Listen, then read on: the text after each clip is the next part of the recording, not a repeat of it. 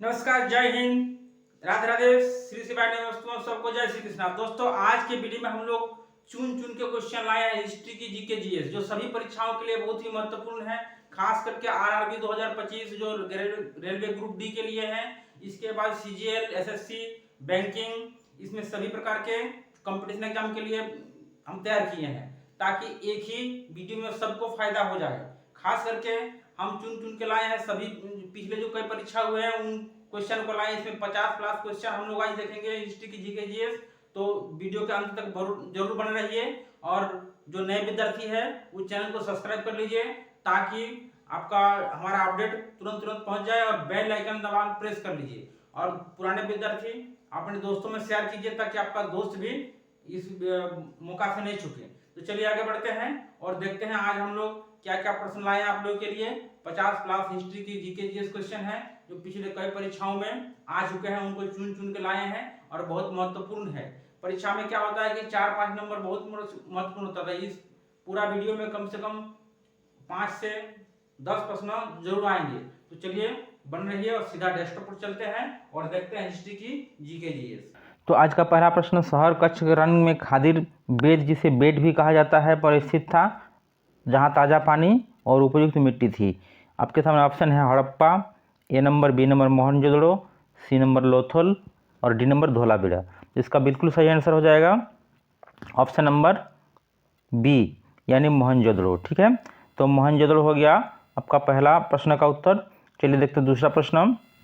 हड़प्पा वासियों का तांबा संभवतः वर्तमान समय के ...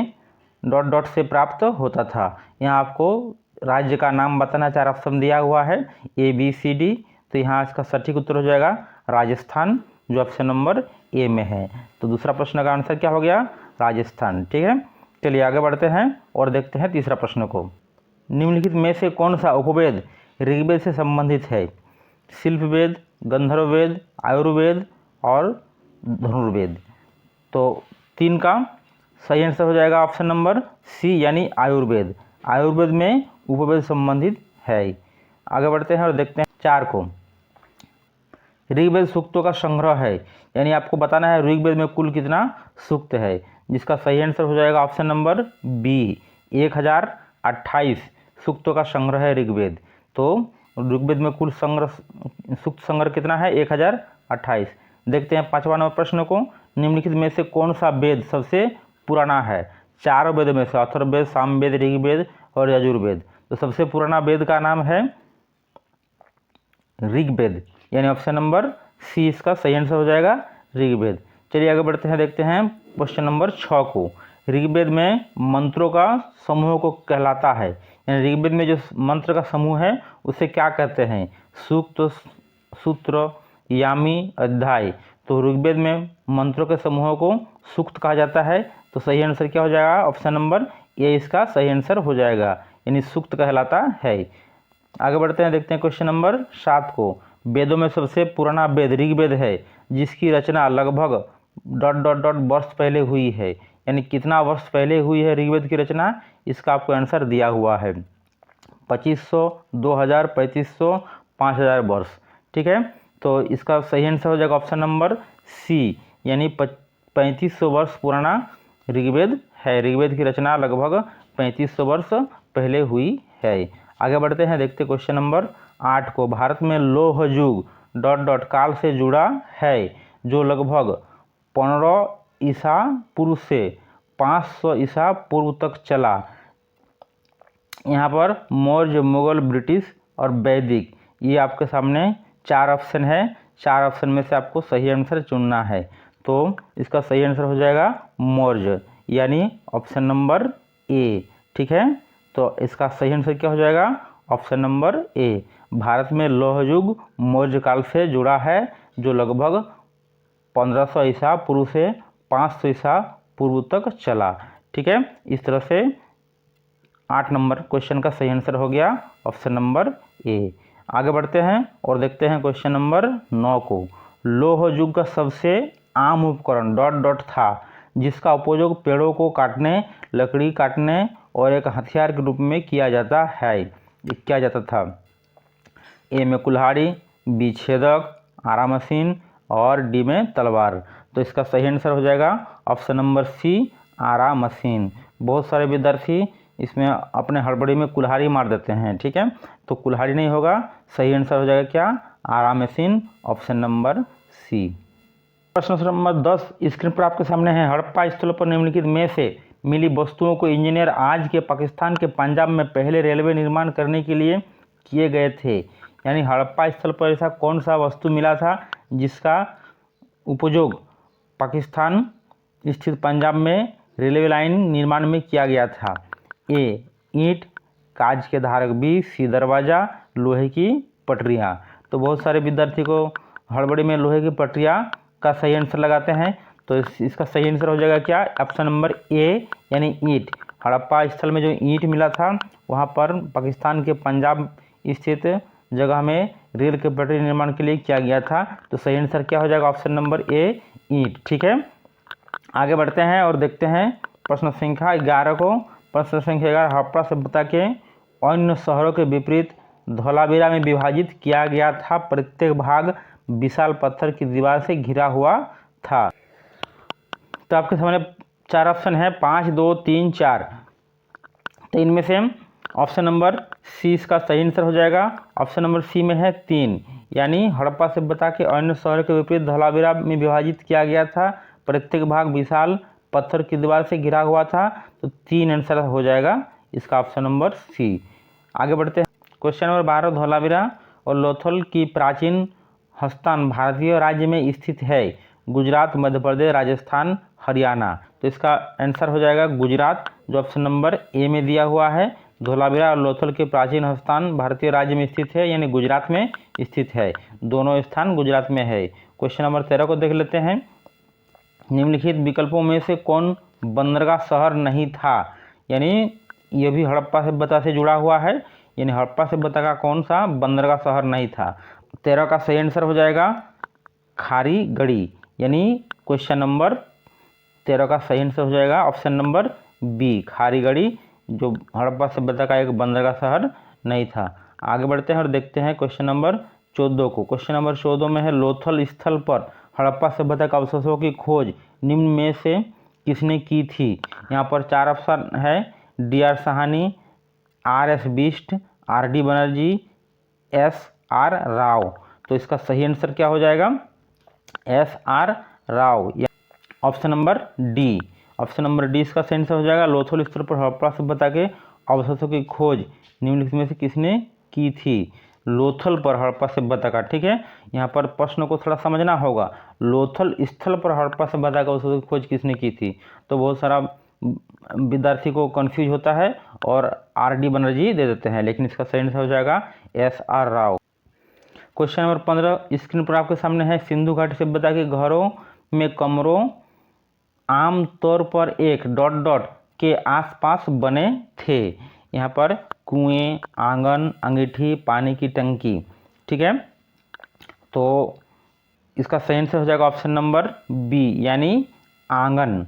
हर घर में आंगन होता था, जो आज भी प्राय गांव क्षेत्र में घर का स्ट्रक्चर का एक उदाहरण देखने को मिलता है। हड़प्पाकालीन स्थल पर रंगपुर भारत के किस वर्तमान राज्य में स्थित है। यहाँ आपको रंगपुर वर्तमान में कहाँ पर स्थित है, इसका आंसर देना है। राजस्थान, हिमाचल प्रदेश, गुजरात, हरियाणा। तो रंगपुर गुजरात में स्थित है, यानी ऑप्शन नंबर सी इसका सही आंसर हो जाएगा। रंगपुर गुजरात राज्य में स्थित है। आगे बढ़ते हैं, देखते हैं क्वेश्चन नंबर 17 को।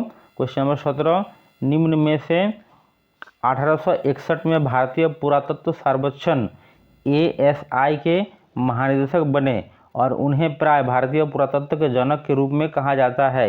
इस प्रश्न में 2-3 प्रश्न छुपा हुआ है। बहुत बार पूछता है कि भारतीय पुरातत्व के जनक किसे कहा जाता है, उसका भी सही आंसर यही हो जाएगा।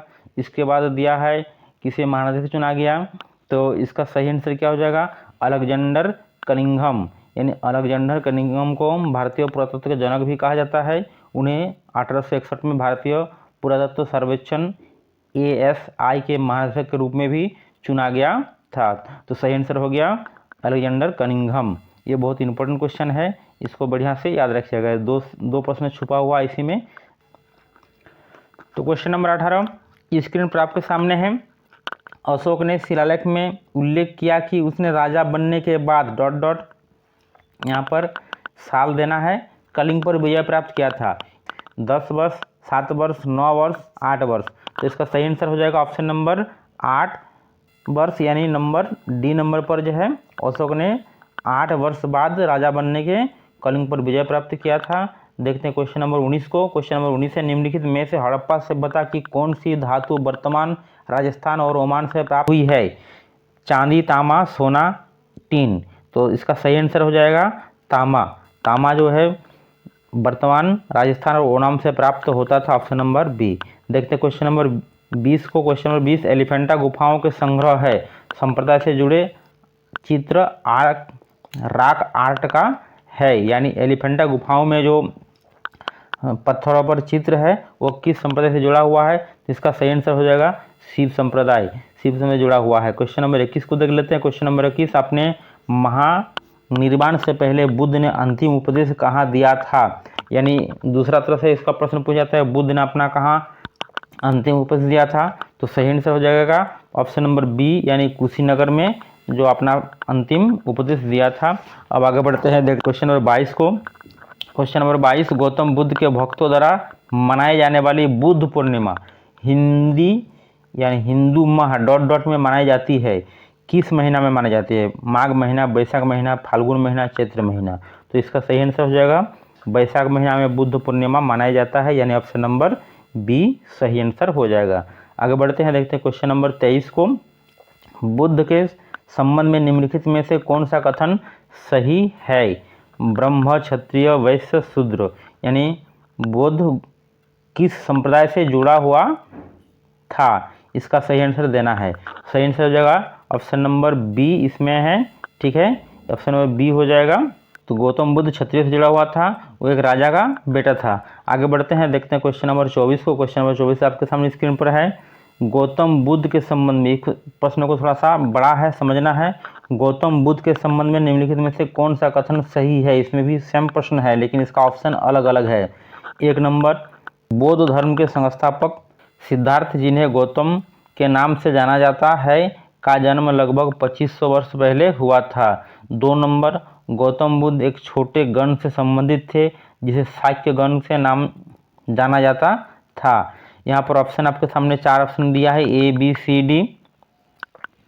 ए में न तो 1 और न ही 2, बी केवल 2, सी 1 और 2 दोनों, डी केवल 1। तो प्रश्नों को फिर से पढ़ लिया जाए और समझ लिया जाए। गौतम बुद्ध के संबंध में निम्नलिखित में से कौन सा कथन सही है? 1 नंबर, बौद्ध धर्म के संस्थापक सिद्धार्थ, जिन्हें गौतम के नाम से भी जाना जाता है, का जन्म लगभग 2500 वर्ष पहले हुआ था। 2 नंबर, गौतम बुद्ध एक छोटे गण से संबंधित थे, जिसे शाक्य गण के नाम से जाना जाता था। तो इसका सही आंसर हो जाएगा ऑप्शन नंबर सी, यानी ए और 2 दोनों सही है। तो ये बहुत ही इंपॉर्टेंट क्वेश्चन है। तो ऑप्शन नंबर कितना हो गया? सी इसका सही आंसर हो गया। आगे बढ़ते हैं, देखते हैं क्वेश्चन नंबर 25 को। अर्थशास्त्र किसके द्वारा लिखा गया था? इन अर्थशास्त्र का लेखक का नाम आपको बताना है, जिसका सही आंसर हो जाएगा कौटिल्य, ऑप्शन नंबर बी। अर्थशास्त्र नामक पुस्तक किसने लिखा था? कौटिल्य ने लिखा था, जो चंद्रगुप्त मौर्य के गुरु थे, जिसने मौर्य साम्राज्य के स्थापना में बहुत महत्वपूर्ण भूमिका निभाई थी। अगला प्रश्न को देखते हैं, क्वेश्चन नंबर 26। निम्नलिखित में से किस मौर्य राजा ने धर्म की अवधारणा को लोकप्रिय बनाया था?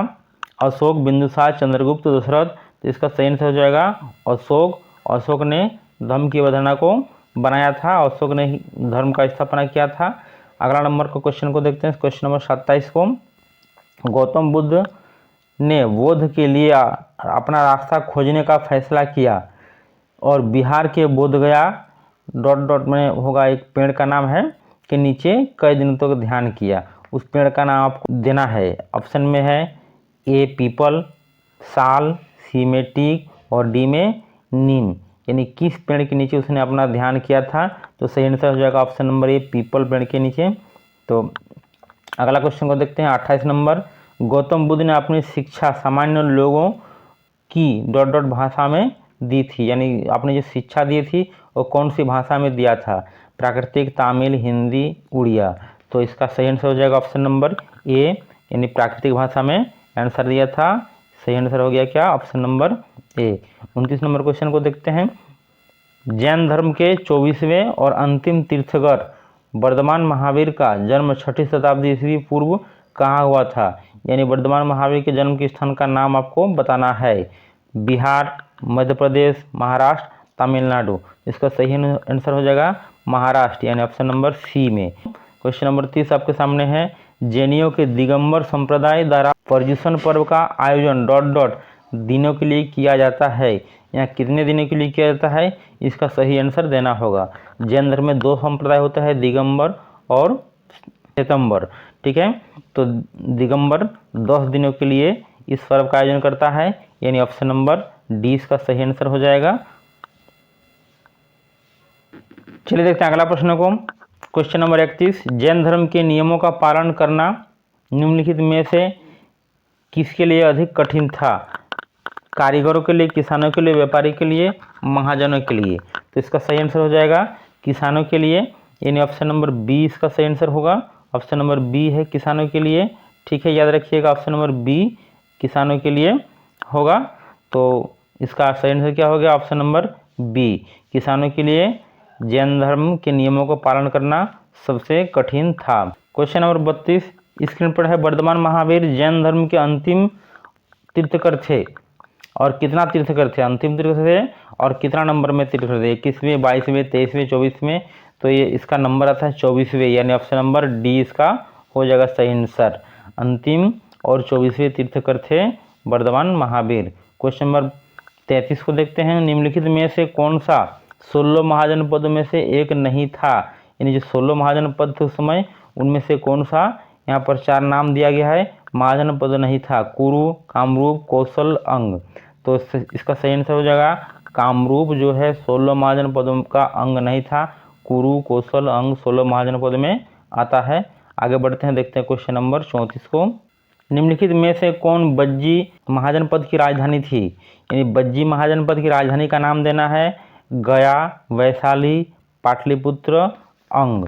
ठीक है, तो यहाँ पर सही आंसर हो जाएगा ऑप्शन नंबर बी वैशाली बज्जी संघ महाजनपद की राजधानी का नाम था। क्वेश्चन नंबर 35 को देखते हैं, आगे बढ़ते हैं। और क्वेश्चन नंबर 35 आपके सामने है। निम्नलिखित में से किसने बज्जी पर प्रस्तावित हमले के बारे में सलाह देने के लिए बुद्ध से मुलाकात की थी? यहाँ राधागुप्त, वत्सकार, अशोक, जस।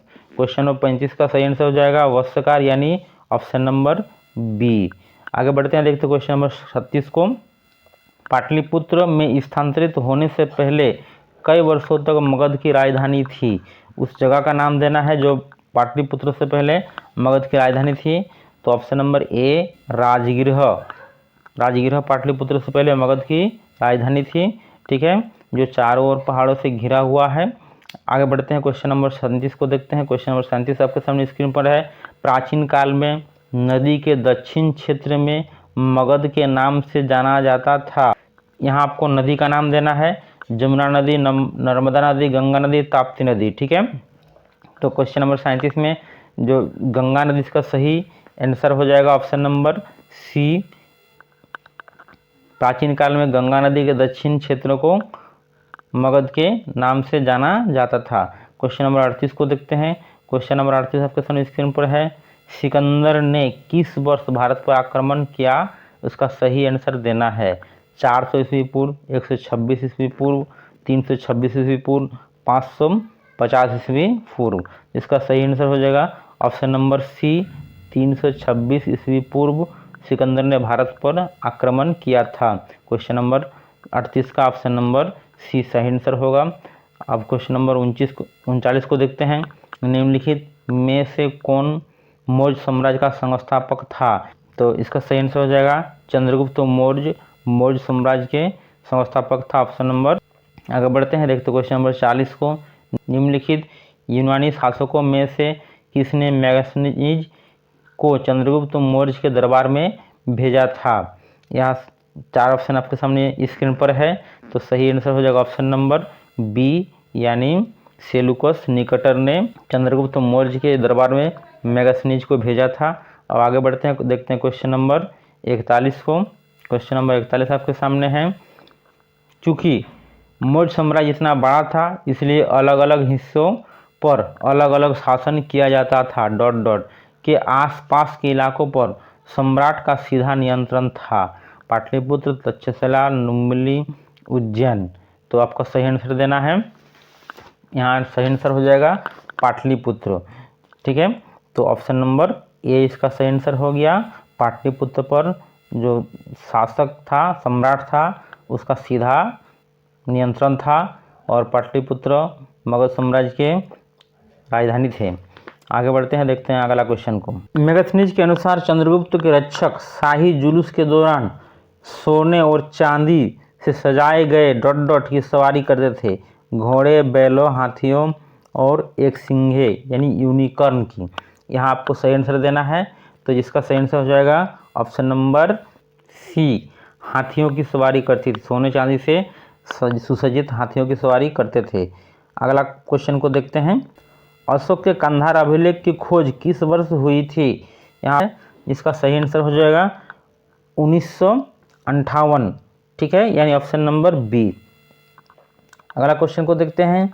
निम्नलिखित में से मौर्य राजा के शासनकाल में कलिंग युद्ध लड़ा गया था, उस राजा का नाम देना है। ठीक है, किसके शासनकाल में कलिंग युद्ध लड़ा गया था? तो जिसका सही आंसर हो जाएगा अशोक, यानी ऑप्शन नंबर डी। अशोक के शासनकाल में कलिंग युद्ध लड़ा गया था। इसके बाद अशोक ने अपना युद्ध नीति त्याग करके धर्म नीति अपना लिया था या और बौद्ध धर्म अपना लिया था। इसके बाद कोई लड़ाई नहीं लड़ा था। अगला क्वेश्चन को देखते हैं। Question number 45। सम्राट अशोक डॉट डॉट के पुत्र थे। सम्राट अशोक के पिता का नाम बताना है। इसमें बहुत बार क्या होता है कि बिंदुसार और बिंबिसार से कंफ्यूज होता है। ठीक है, तो आप लोग कंफ्यूज नहीं होना है। इसका सही आंसर हो जाएगा बिंदुसार। इन अशोक के पिता का नाम था बिंदुसार। अगला प्रश्न स्क्रीन पर आपके सामने है, बहुत ही इंपॉर्टेंट प्रश्न है। निम्नलिखित में से कौन से अशोक के शासन में एक प्रांतीय राजधानी थी? तक्षशिला, उज्जैन। एक नंबर में तक्षशिला, 2 नंबर में उज्जैन। आपको इन दोनों में से चुनना है।